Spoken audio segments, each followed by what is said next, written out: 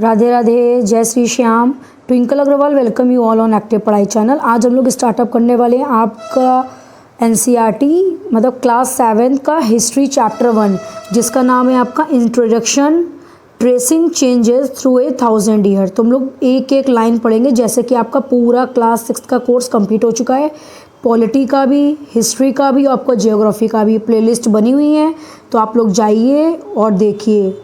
Marathon भी, अगर आपको मैराथन में देखना है तो मैराथन भी आप लोग देख सकते हैं। लाइन बाई लाइन आपको पढ़ाएंगे, इसलिए क्योंकि सीटेट वगैरह के एग्जाम में क्या होता है आपके, अब लाइन बाई लाइन ही सारे क्वेश्चंस आते हैं, कहीं से भी कुछ भी उठा के पूछ लेते हैं। Take a look at map 1 and 2। Map 1 is made in 1154 CE। CE का मतलब क्या होता है आपका common era, by the Arab geographer. एक अरब जोग्राफर है जिनका क्या नाम है, अल अद्रिसी। ठीक है, उन्होंने क्या बनाया है, 1154 कॉमन एरा में मैप्स बनाए हैं, मैप 1 और map 2। The session reproduced here is a detail of the Indian subcontinent from his large map of world. Map 2 was made in 1720s by the French cartographer. Basically cartographer आपका कौन होता है, person who makes map. आपका ये question पूछ सकते हैं, a person who makes map, और डैश या ब्लैंक करके दे देंगे, आपको ऑप्शन दे देंगे 5। तो आपको याद रखना है कि वो होते हैं कार्टोग्राफर। ठीक है, the two maps are quite different even though they are the same area. आपने देखा होगा कि मैप 1 और मैप 2 आपको दोनों दिखाएंगे, तो उनके जो भी एरियाज हैं, ठीक है, वो अलग अलग हैं। सेम एरिया के होने के बावजूद भी उनका जो भी मैप है वो अलग अलग है। तो पूरा प्रोसेस आपको बताएंगे। In al Idrisi map, south India is where we would expect to find north India and Sri Lanka is the island at the top. Basically जो भी हमारे ये आपके जोग्राफर हैं अल अद्रिस, इन्होंने बेसिकली क्या किया है, जो भी साउथ इंडिया है, ठीक है, उसको आपके नॉर्थ इंडिया की जगह एक्सपेक्ट किया है। ठीक है, और आपका जो भी श्रीलंका है उसको आइलैंड टॉप में प्लेस किया है। ठीक है, place names are marked in Arabic. जो भी मार्क्स हैं प्लेस के वो अरेबिक्स में लिखेगा। देन हम लोग बात करें तो देखिए, ये आपका मैप 2 है। देखिए मैप 2 लिखा है। ठीक है, देन आपका जो फर्स्ट वाला है वो मैप 1 है। ये देखिए मैप 1। तो देखिए इसमें कैसे देख सकते हैं आप लोग, ये टिनी टिनी से लाइंस और ये वर्टिकल हॉरिजेंटल शेप्स में दिख रही हैं। ठीक है, देन आपकी जो मैप 2 है, इसको थोड़ा सा हम जूम करके दिखाएंगे तो देखिए आपको ये पूरा छोटे छोटे से मतलब स्टेट्स के नाम, ठीक है, वो सब शो हो रहे हैं, सब कॉन्टिनेंट्स आपके शो हो रहे हैं। देन हम लोग बात कर लेते हैं, and there are some well known like Kannauj. Kannauj तो आपको पता है उत्तर प्रदेश में है। ठीक है, जहाँ का आपका इत्र बहुत ज़्यादा फेमस है। Spelled in the map as Kannauj, मतलब क्यू लिख दिया है के जगह पे। Map 2 were made near by 600 years after map 1। Map 1 जब बना था उसके 600 साल बाद आपका मैप 2 आया। During this period information about the sub continent had change considerably. और उस जब तक ये बना मैप 2 आपका, तब तक जो भी इंफॉर्मेशन थी वो आपकी चेंज हो चुकी थी। नाम देखिए, पहले कन्नौज था, फिर अब कन्नौज हो गया। This map seems more familiar to us and the coastal areas in a particular are surprisingly detailed. जो हमारा मैप 2 है वो थोड़ा डिटेल्ड में है। ठीक है, this map can used by Europe seller and merchant on their voyage. जो भी हमारे यूरोप के सेलर व्यापारी हुआ करते थे, मर्चेंट्स हुआ करते थे, वो अपने वोयाज के लिए इसको यूज़ किया करते थे।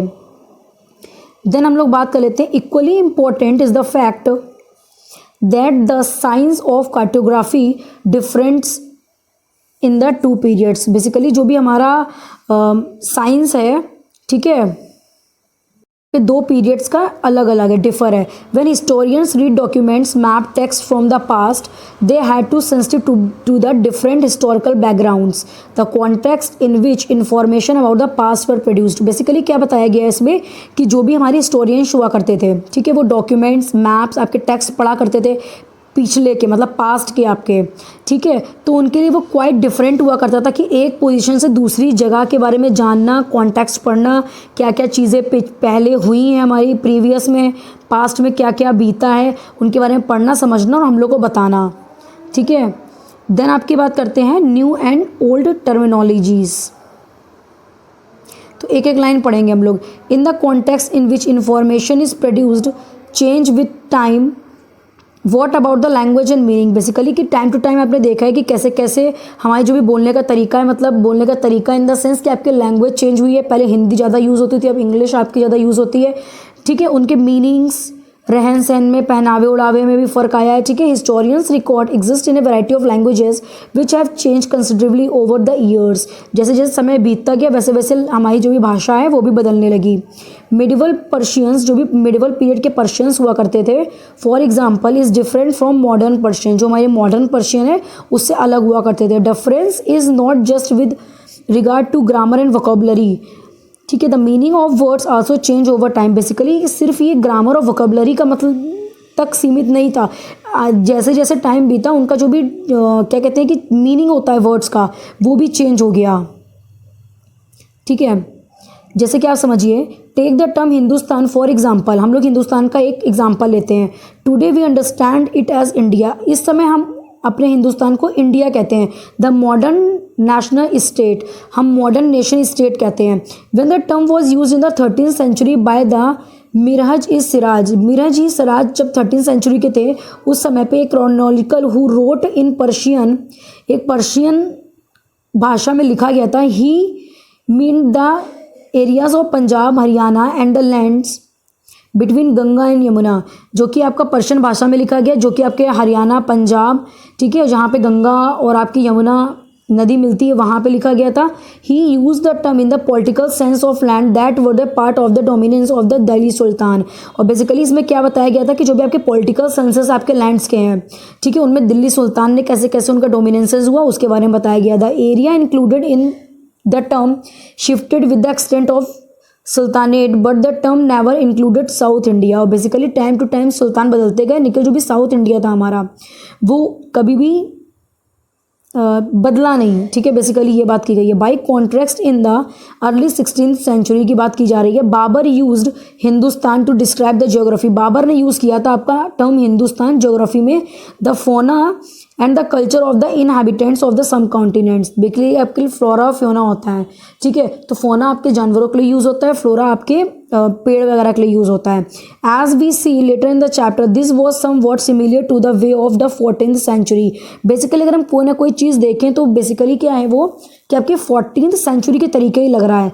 Poet Amir Khusro use the word Hind, जो भी हमारे पोएट अमीर खुसरो हैं उन्होंने वर्ड कौन सा यूज़ किया, Hind. While the idea of the geographical and the cultural entity like India did exist, but जो भी इंडिया का आपका आइडिया था वो एग्जिस्ट करता था। The term Hindustan did not carry the political and national meaning which we associate it today, basically जो भी हमारा हिंदुस्तान जब टर्म यूज़ हुआ था करता था, ठीक है, तब उसमें पॉलिटिकल और नेशनल मीनिंग का कोई भी एसोसिएट नहीं था उसमें, ठीक है।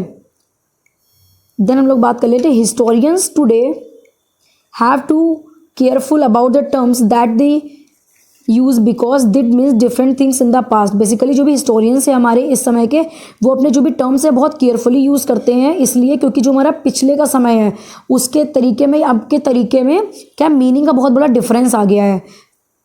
Take for example is simple term like foreigner, एक आपका एग्जाम्पल के थ्रू बताते हैं, जैसे कि फॉरेनर है, it is use today to mean someone who is not an Indian, इस समय पे हम लोग इसलिए यूज़ करते हैं कि जो भी इंसान इंडियन नहीं है उसे हम फॉरेनर कह देते हैं, ठीक है।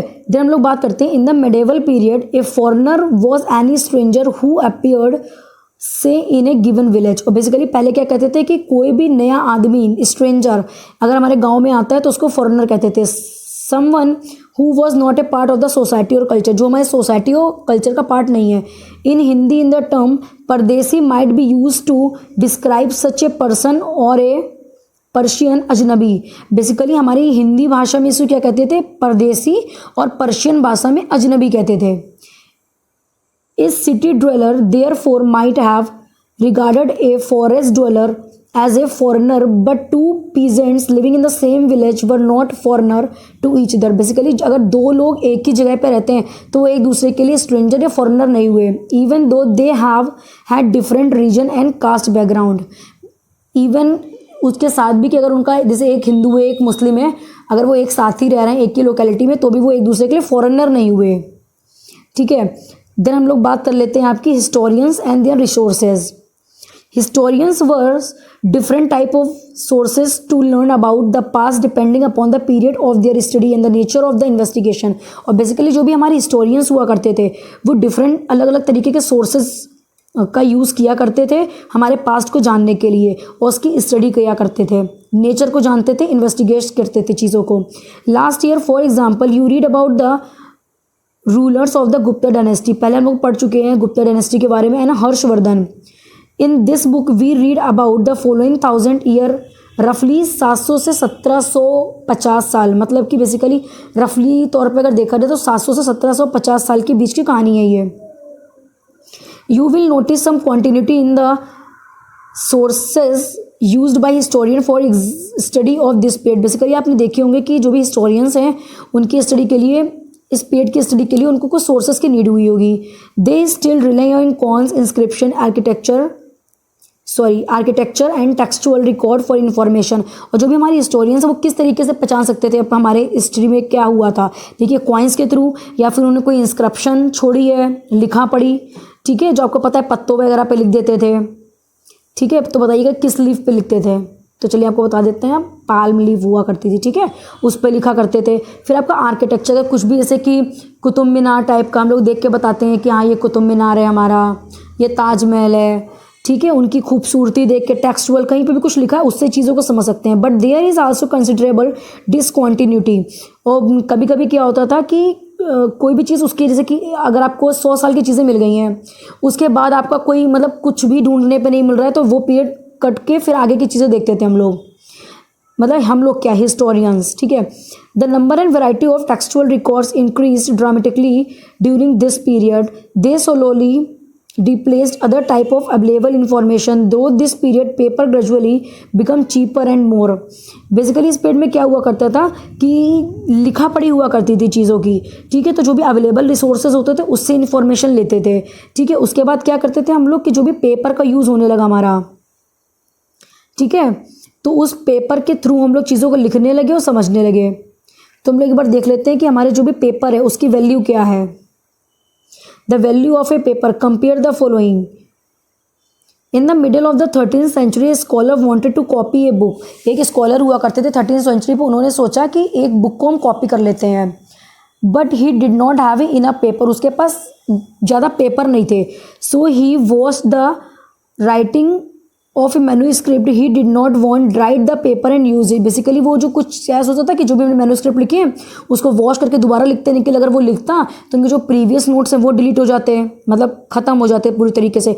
तो क्या करते थे वो लोग, जो पेपर हुआ करता था ड्राइड पेपर, उसको लेके उसको यूज़ किया करते थे। A century later is what bought some food in the market, you could be luckily to have the shopkeeper wrap it you in a some paper. Basically क्या हुआ कुछ समय बाद कि जो भी मेरे शॉपकीपर्स हुआ करते थे वो उसको रैप कर दिया करते थे पेपर्स को आपके फूडिंग में। When was paper more expensive and easily available, क्या हुआ करते, एक्सपेंसिव हुआ और ईजिली अवेलेबल भी होने लगा। In the 13th century and 14th century, किस पीरियड में आपको बताया कि 13th सेंचुरी में हमारे पेपर की बात होने लगी थी। Widely available, people used it, road holy text, chronological of rulers, letter and teaching of saint, petitions, judicial records and for register of accounts and tax. और बेसिकली लोग क्या, जो भी हमारे क्रोनोलॉजिकल मतलब रूलर्स हुआ करते थे उनकी क्रोनोलॉजीज, लेटर्स, जो भी टीचिंग, जो भी सेंट्स टीचिंग देते थे वो पढ़ के समझते थे चीज़ों को कि क्या हुआ करता था। रजिस्टर जो भी इनके अकाउंट्स और टैक्सेस हैं वो देख के। Manuscript were collected by the wealthy people, rulers, monasteries and temples, monasteries मतलब मठ, ठीक है। They were placed in library and archives. Basically हम लोग आर्चीव्स के बारे में एक बार पढ़ लेते हैं। A place where documents and manuscript were stored, ऐसी प्लेस जहाँ पे आपके जो भी डॉक्यूमेंट्स इंपॉर्टेंट मैन्यूस्क्रिप्ट्स हैं वो वहाँ पे स्टोर की जाती हैं।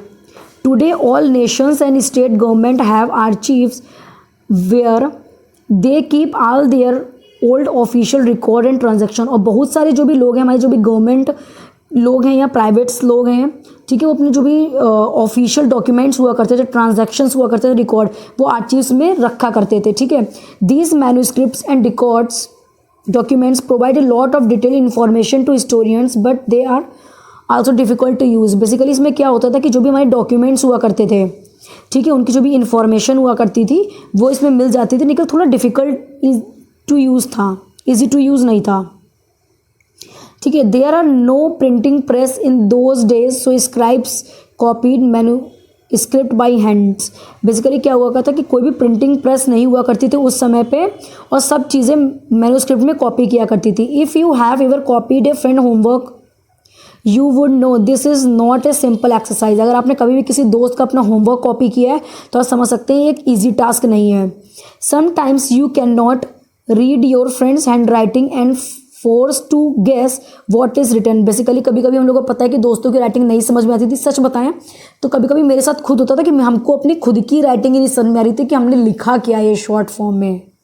आपके साथ भी ऐसा हुआ तो प्लीज़ कमेंट बॉक्स में बताइएगा ज़रूर, ठीक है। As a result there is a small but significant difference in your copy of your friend work. Basically आपके हैंड राइटिंग में दूसरे के हैंड राइटिंग में फ़र्क हुआ करता था। Manuscript कॉपिंग is somewhere similar, somewhat similar. Basically manuscript similar हुआ करती थी, लेकिन चीज़ों को समझना, उसने क्या लिखा है फिर कॉपी करना तो थोड़ा सा टफ टास्क हुआ करता था। As scribes copied manuscript they also introduce small changes, a word here, a sentence there. कोई कोई वर्ड, कोई कोई सेंटेंस को समझना लिखना टिपिकल होता था। These small differences grew over centuries of copying until manuscript of. ये सब प्रोसेस बहुत सालों तक हमारा चलता रहा, ठीक है। जब तक का हमें ये देखिए कैसे लिखा करते थे। देखिए हमें तो ये लैंग्वेज पता नहीं है, लेकिन मे भी शायद पर्शियन या उर्दू लैंग्वेज हो सकती है आपकी। यस ये देखिए लिखा है आपका फिगर 2 पे, आपकी पर्शियन लैंग्वेज है, पर्शियन एंड अरबिक डिफ़िकल्ट, ठीक है। और स्टाइल कौन सी है? नस्टालिक स्टाइल है, नस्तालिक, ठीक है। Same text become subsequent different from one another. एक टेक्स्ट दूसरे से बिल्कुल डिफरेंट था। There is serious problem because we rarely find the original manuscript of the author today. ये हमारे प्रॉब्लम इसलिए बन गया क्योंकि हमारे पास ओरिजिनल डॉक्यूमेंट नहीं था। We are totally dependent upon the copy made by later scripts. और बेसिकली हमारे क्या हो गया था कि हम लोग कुछ समय बाद के दूसरे की कॉपी चीज़ के करके और लिखा करते थे। अब बेसिकली क्या है कि आपके रियरली मतलब बहुत ही कम चांसेस हुआ करते हैं कि हमें ओरिजिनल चीज़ें मिल पाएँ।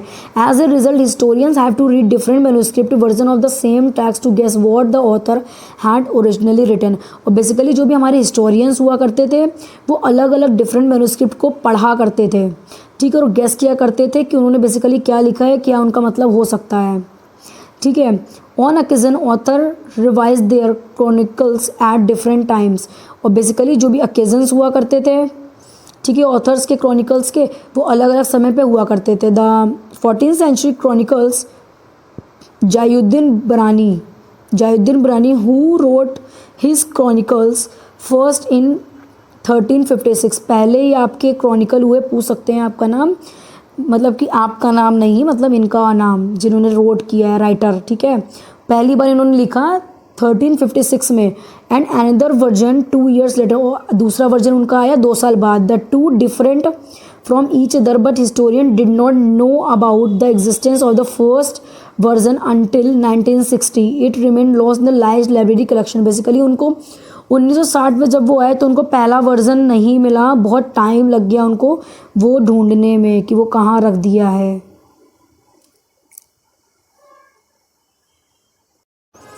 New social and political group, तो एक एक लाइन पढ़ते हैं हम लोग इसकी। The study of the 1000 years between 700 and 750 is a huge challenge of historians, largely because of the scale and variety of developments that occurred over the period। और basically इसमें क्या था, 700 से लेके 1750 साल तक की स्टोरी थी बेसिकली पूरी, कि क्या हुआ है लास्ट में और क्या होगा, जो भी डेवलपमेंट्स हुए हैं, ठीक है, उसके बारे में। At different moments in this period new technologies, ठीक है, made their appearance like the Persian. और बेसिकली न्यू टेक्नोलॉजीज़ आपकी आ गई थी, ठीक है, like the Persian wheel in irrigation. जो भी हमारा पर्शियन व्हील था इरीगेशन का वो आ चुका था। स्पिनिंग व्हील आपका वीविंग के लिए आ चुका था, मतलब कि बुनाई के लिए। And the fire arms in combat, और आपका फायर आर्म्स भी आ चुका था। New food and beverages arrived in the sub continents.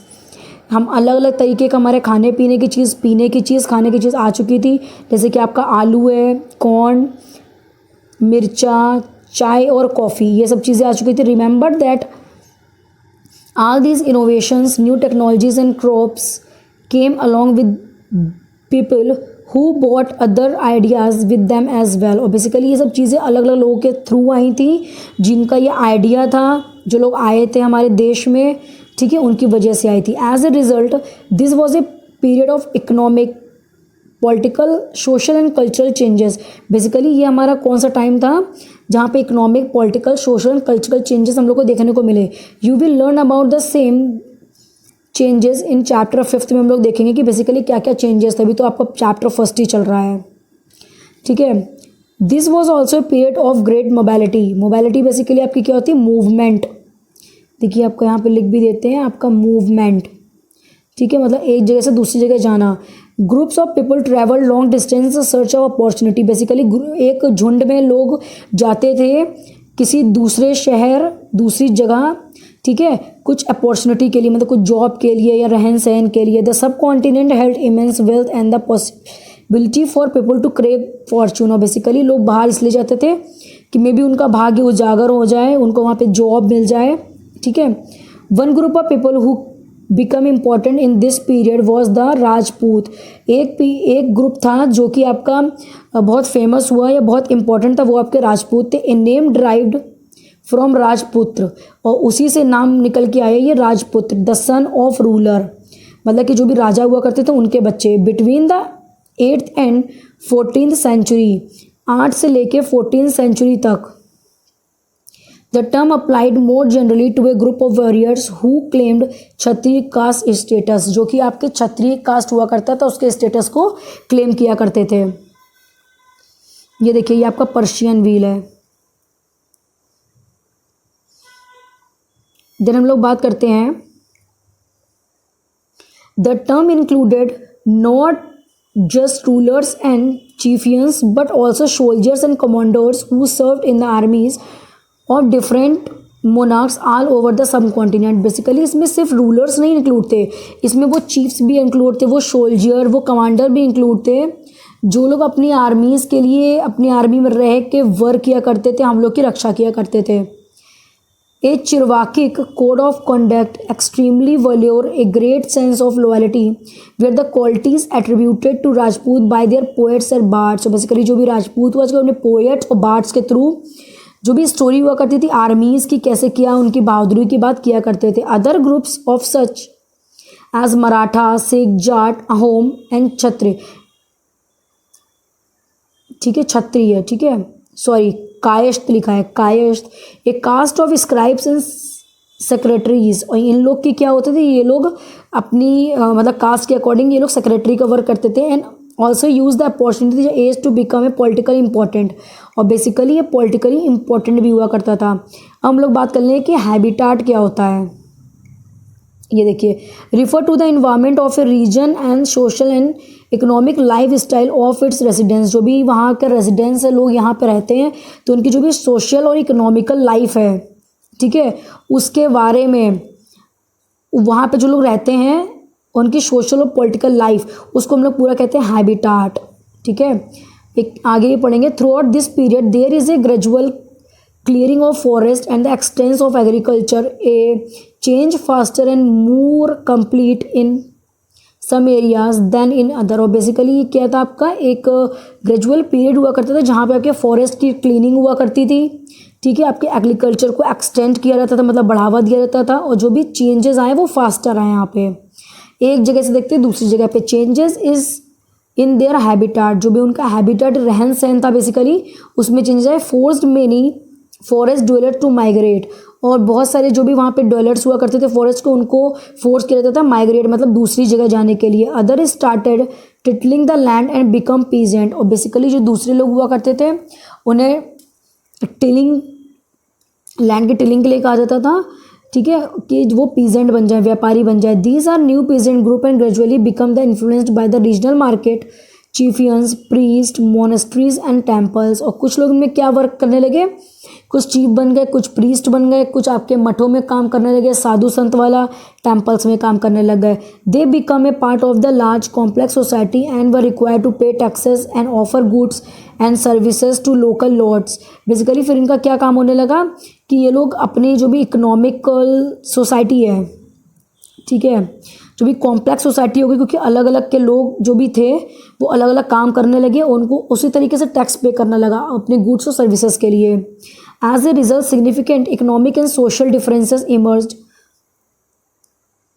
amongst peasant, and some possessed more productive land and others also kept cattle, and some combined artisanal work with cultural activities during the learned season। और basically लोग क्या करते थे कि जो भी artisan का work हुआ करता था या एग्रीकल्चर एक्टिविटी हुआ करती थी वो सीज़न टू सीज़न अलग अलग तरीके से किया करते थे। As society become more differentiate, people were grouped into jatis and subcaste and ranked on the basis of their background and their occupation। और बेसिकली जो भी जाटीज या सब कास्ट वाले वर्क हुआ करते थे, ठीक है, तो उनके लिए एक निश्चित था कि जाटीज हैं तो ये अपना मतलब आर्मीज़ में वर्क करेंगे, तो इस टाइप का पहले हुआ करता था। देन अब हम लोग बात कर लेते हैं आपकी ranks were not fixed permanently and valued according to the power and influence resources controlled by the member of the jatis।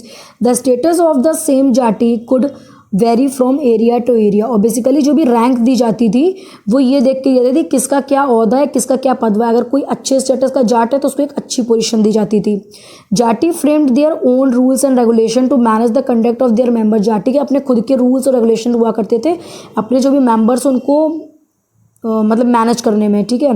These regulations were enforced by assembly of elders described in some areas in the jati panchayat. तो basically इसमें क्या करते जो भी regulations हुआ करते थे, ठीक है, जो भी बड़े लोग हुआ करते थे, एल्डर्स हुआ करते थे, वो असेंबली वगैरह देखा जाते थे और डिस्क्राइब करते थे आपकी जाटी पंचायत को।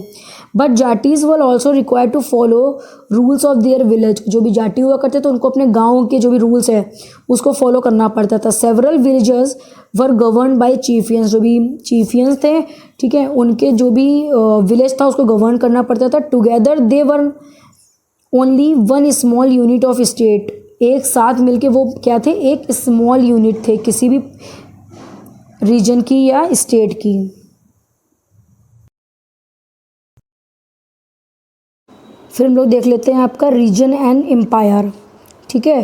तो basically large states like those of the Cholas chapter 2 में पढ़ेंगे, तुगलक्स के बारे में chapter 3 and Mughals in chapter 4।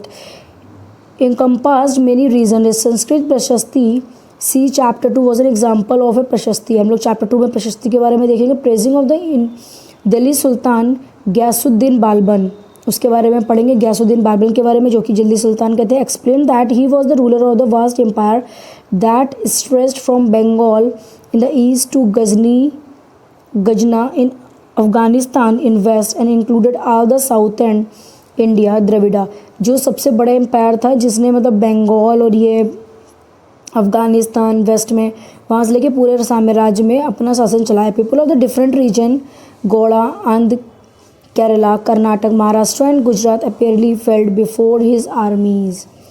Historians regard these as exaggerate claim of consequence। At the same time then they try to understand why rulers kept claiming to have control over different parts of their subcontinent। जो भी rulers हुआ करते थे वो कैसे दूसरे मतलब कि जैसे जैसे राज्य में वहाँ जीतते थे उसको उस राज्य को वो कंट्रोल करने लगते थे, ठीक है, अपना साम्राज्य बढ़ाने के लिए।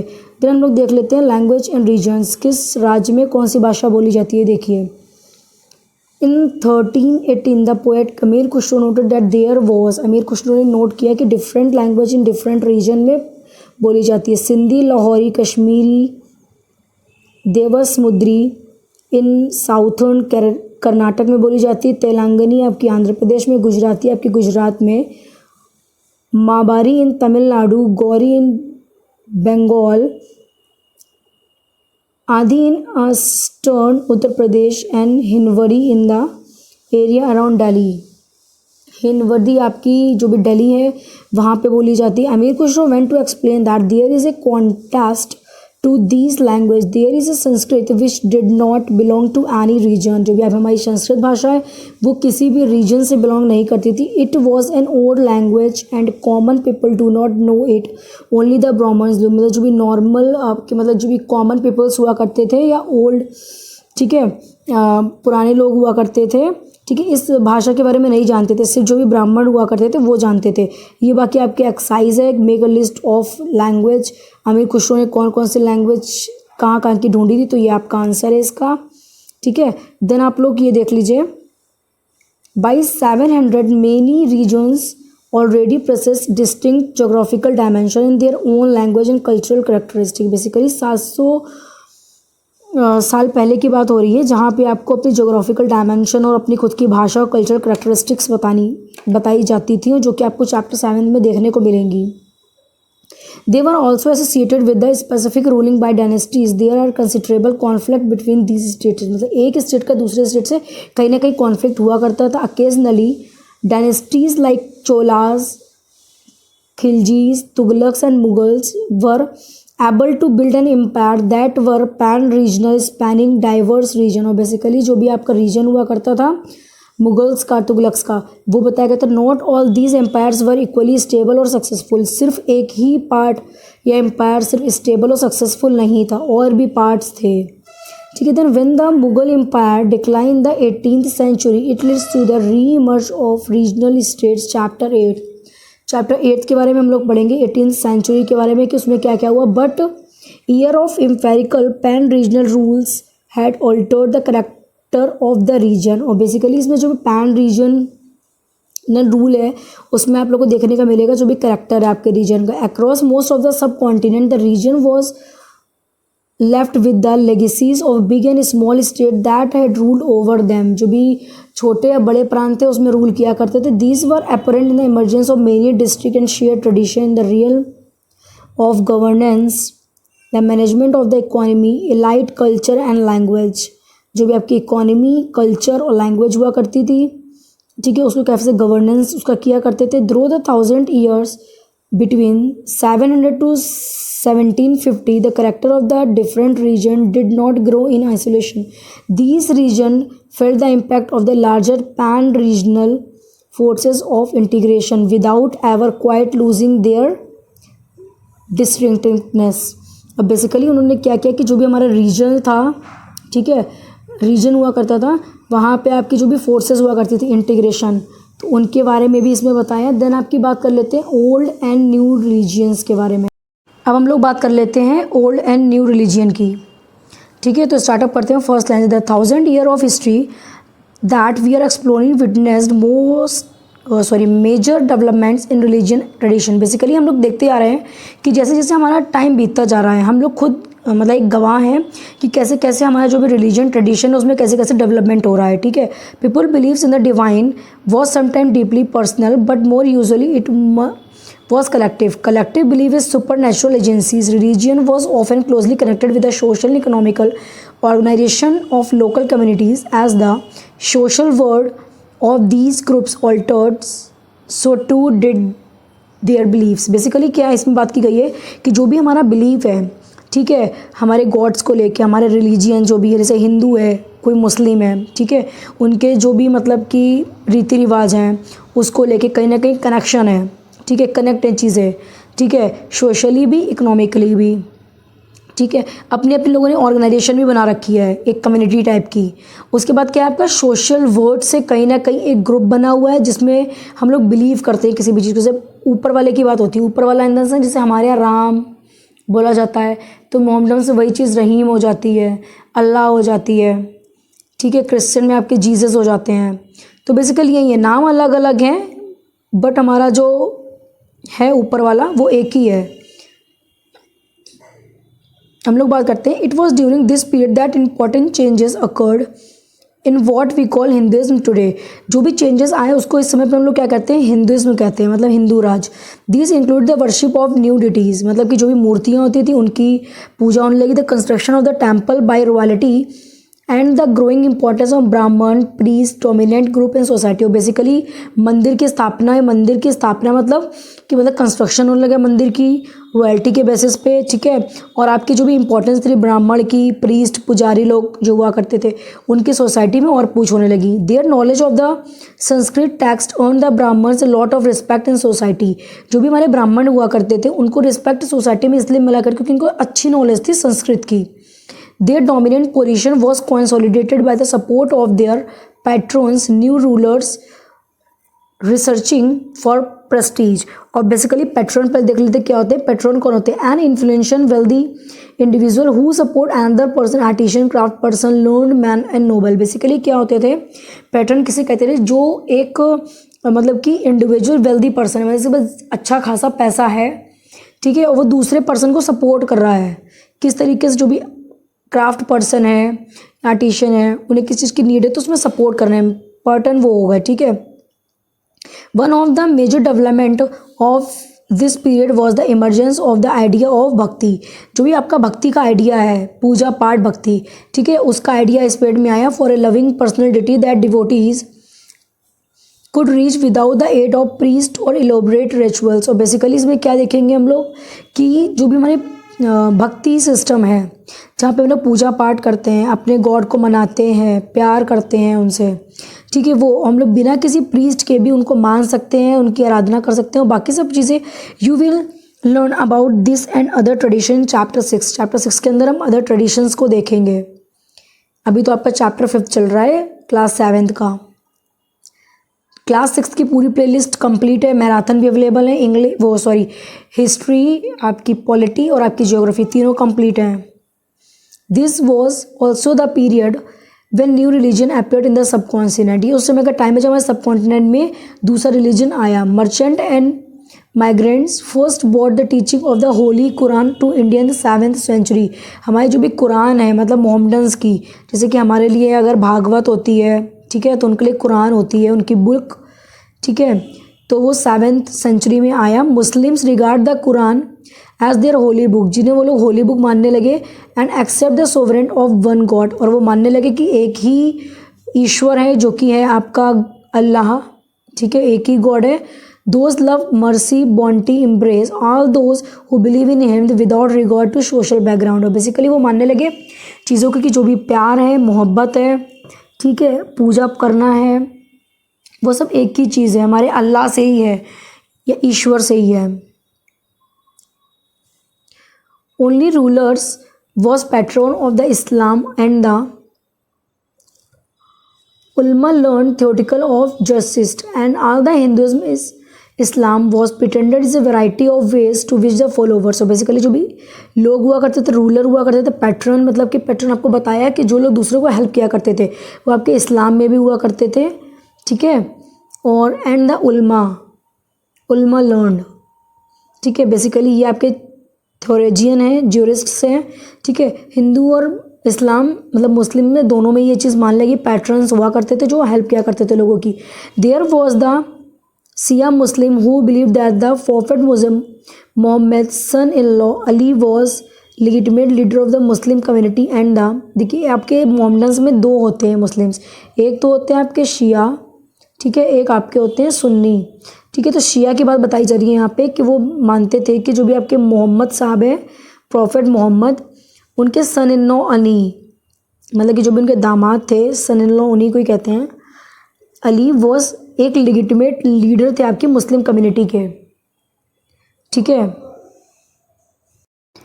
देन आपकी बात करते हैं कि सुन्नी मुस्लिम्स क्या कहते थे। Who accepted the authority of the early reader khalifas of the community and the succeeding khalifas. वो लोग मानते थे कि जो भी हमारे लीडर हैं वो खलीफाज हैं, ठीक है, खलीफा। There were other important different between the various schools of law. इनको उन लोगों में सिया और सुन्नी में कुछ डिफरेंस ये भी था कि आपके स्कूल्स को लेके लॉ के Hanafi and Shafi mainly in India, Hanafi और शाफी आपकी मेनली जो हमारे भारत में देखने को मिलती थी, and in theology and mistake tradition, और जबकि थियोलॉजी और मिस्टिक ट्रेडिशन भी देखने को मिलता था। देन हम लोग बात कर लेते हैं आपकी thinking about time and periodical period.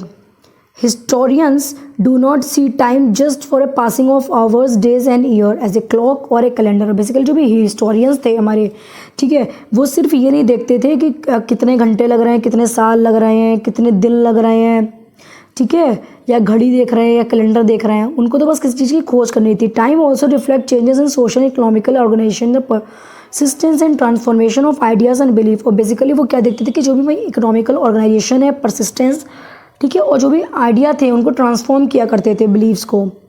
The study of time is made somewhat easier by dividing the past into large segments periods that possess shared characteristics. So basically क्या बात होती थी कि जो भी आपकी स्टडी होती थी, मतलब समय समय पे जो भी वो स्टडी किया करते थे उसको वो डिवाइड किया करते थे पास्ट में, ठीक है, कि पास्ट की चीज़ों से रिलेट करके बताते थे लोगों को कि कैसे क्या हुआ, ठीक है. In the middle of the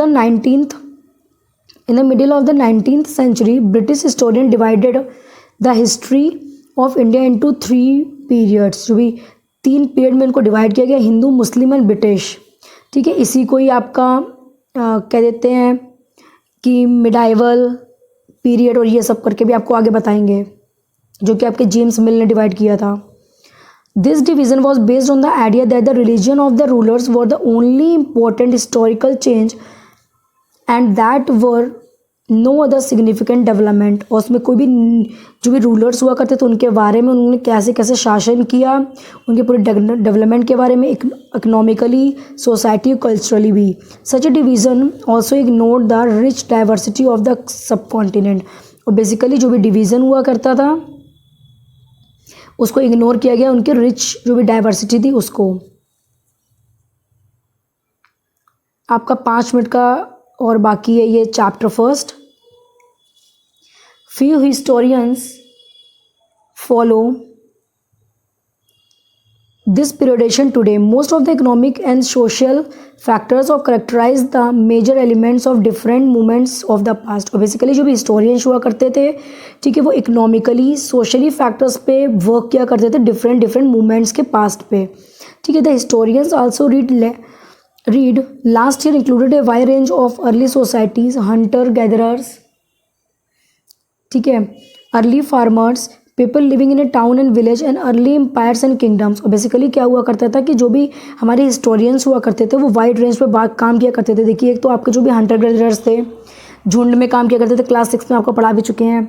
early जो भी फार्मर्स हुआ करते थे वो कैसे चीज़ों को उगाते थे, कैसे वो लोग रहते थे, कैसे उनका गाँव हुआ करता था, ठीक है, कैसे उनके एम्पायर और किंगडम्स हुआ करते थे, उन सब की बात भी, ठीक है. देन क्या बात करते हैं, the historians you will be studying this year was often described as medieval. जिस चीज़ की हम लोग पढ़ रहे हैं उसको भी मिडेवल में लिया गया है. You will find out more about the spread of the peasant societies, the rise of the regional empirical state formation sometimes at the cost of pastoral and forest people, the development of Hinduism and Islam are major religion and the arrival of European trading company. Basically क्या बात हुई इसमें कि जो भी आपके historians हुआ करते थे वो आपकी स्टडी किया करते थे चीज़ों की कि पहले कैसा क्या हुआ है, उनकी पीजेंट सोसाइटीज़ की, उनका जो भी रिच रिलीजन हुआ करता था उसके बारे में, और जो भी उनकी इम्पीरियल स्टेट की फॉर्मेशन हुआ करता था, कैसे उन्होंने अपना ये स्टेट बनाया, साम्राज्य बनाया, कहाँ से कहाँ तक, उसकी पूरी बात.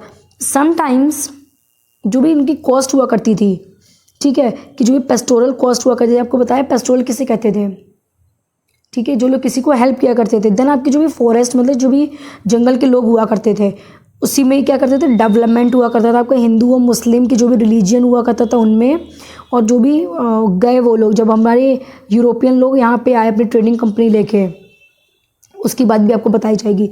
These 1000 of years Indian history witness considerable change. Indian history आपकी क्या है, एक विटनेस, एक गवाह है आपकी जो भी चेंजेस हुए after all the 16th and 18th century was quite different from the 8th और द 11th. और बेसिकली आपकी 16th और 18th सेंचुरी जो भी है वो डिफरेंट है आपकी 8th और 11th सेंचुरी से. Therefore describing the entire period as one historical unit is not without its problem. और जो भी उनका इंटायर जो भी पीरियड है हिस्ट्री का, मतलब हिस्टोरिकल यूनिट का, ठीक है, वो विदाउट एनी प्रॉब्लम है. More over the medieval period is often constructed with the modern period. Modernity carries with its senses of material progress and intellectual advancement. Basically इसमें क्या जो भी मिडेवल पीरियड हुआ करता था हमारा, उसके बाद हम लोग पढ़ेंगे मॉडर्न पीरियड के बारे में. मॉडर्निटी के बारे में कैसे बात आएगी कि जो भी हमारी इंटेलेक्चुअल एडवांसमेंट है, मतलब इंटेलेक्चुअल आपका क्या चीज़ आप खुद का आपने अभी मतलब उसकी क्या कहते हैं ओरिजिनेशन किया हो, जो अभी तक किसी को पता हो, उसको आपको इंटेलेक्चुअल कहते हैं. This seems to be suggest that the medieval period was lacking in an change whatever but of course we know this was not the case. और बेसिकली आपकी देखा होगा आप लोगों ने कि जो भी हमारा मिडेवल पीरियड था उसमें कहीं ना कहीं लैकिंग थी आपकी चेंजेस को लेके। तो इसमें जो आपका मॉडर्न पीरियड आएगा उसमें उस चीज़ की पूर्ति होगी, चीज़ें और मॉडर्न तरीके से और टेक्नोलॉजी का दिखाया जाएगा। During this thousand the society of the सब continent was transformed often in economics in several region and reached a level of prosperity with attached the interest of European trading company। और basically इसमें क्या बात बताई गई है, जो भी हज़ारों साल चले आ रहे थे उनकी जो भी सोसाइटी थी सब कॉन्टिनेंट की, ठीक है, उसमें आपकी जो भी ट्रांसफॉर्म मतलब इकोनॉमीज जो भी वर्क करती थी, प्रॉस्पेरिटी उनकी, ठीक है, यूरोपियंस का जो भी इंटरेस्ट था हमारे भारत आने का, वो सब as you read in this book you look at the science of the change the historical process at work although whenever you can compare what we read in a book with what you last read. Basically हम लोग को ऐसे compare करके पढ़ना है कि अभी जो हम पढ़ रहे हैं उससे लास्ट चीज़ों को कनेक्ट करके पढ़ते जाना है, ठीक है। Look out for changes and continuity wherever you can, look at the world around you to see what else has change and remain the same. Basically हमको देखनी है क्या चीज़ों में चेंजेस आया और क्या चीज़ें अभी भी रिमेन सेम हैं। तो ऐसे करके आपका चैप्टर कंप्लीट हो गया है, मतलब क्लास 7th का चैप्टर 1, ठीक है। तो अगर आपको प्लीज़ टीचिंग स्टाइल पसंद आया हो तो प्लीज़ लाइक शेयर सब्सक्राइब कर दीजिएगा। Thank you.